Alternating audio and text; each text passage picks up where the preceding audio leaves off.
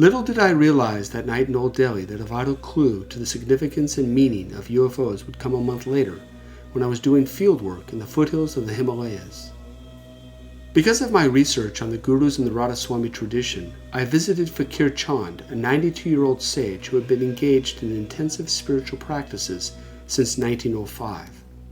He was highly regarded within the Shabad Yoga community for his ability to induce a conscious near-death experience during deep meditation, even though he had developed a radical viewpoint about the true nature of religious visions and miracles. Due to his intense inner concentration and a series of unusual experiences, Faqir had come to realize the hallucinatory nature of the human mind, and how it can project fantastic visions, and yet not recognize them as being self-generated. As Faqir personally told me one late afternoon at Manav Mandir, no Rama, no Krishna, no Buddha, and no Baba Faqir comes from without to anybody. These visions are only because of the impressions and suggestions that a disciple has already accepted in his mind. These impressions and suggestions appear to him like a dream, but nobody comes from without. This is the plain truth. What bearing do the discoveries of the sage of Hoshiarpur have on John's experiences of UFOs and those of others like him? Simply this: the nature of one's attention is related directly to the perception one experiences. If our perspective alters, so does what we perceive. As ancient Upanishadic speculation and current studies in consciousness have shown, we do not see the world as it is. Rather, owing to our neurological structures, we see the universe incoming stimuli relatively, appearances flowing in and out depending on our own biologically defined anatomies. It is from this bedrock quality that we distinguish, acknowledge, and discriminate so-called reality from appearance or illusion. The experience of certainty is a propelling force behind how we make up our days, fashion our plans, articulate our hopes. If there occurs a break in the CHANDIAN effect, our normal waking state would collapse into a passing phantasm. Like our nocturnal dreams, it would be stored away and temporarily forgotten. The experience of certainty is so overwhelming that when it radiates forth, the question of illusion seldom arises.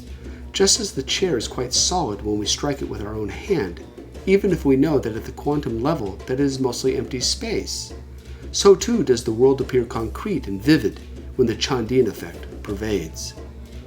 Hence, even the waking state, although extremely real, only lasts about 18 hours normally until the CHANDIAN effect structured upon this level runs below the minimum threshold and our awareness shifts to another region.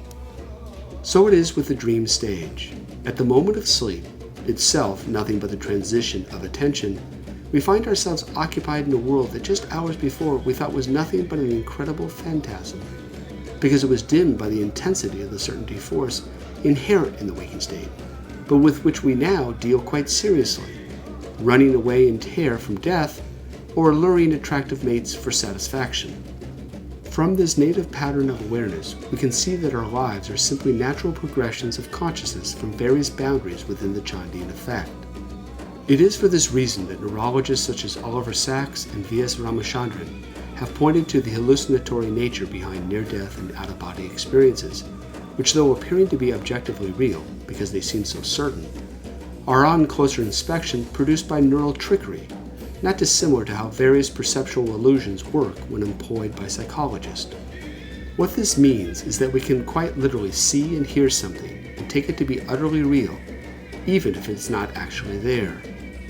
The mind is, in essence, a virtual simulator, and the borderline between that which we take to be consensually real and that which is a subjective byproduct is exceedingly narrow.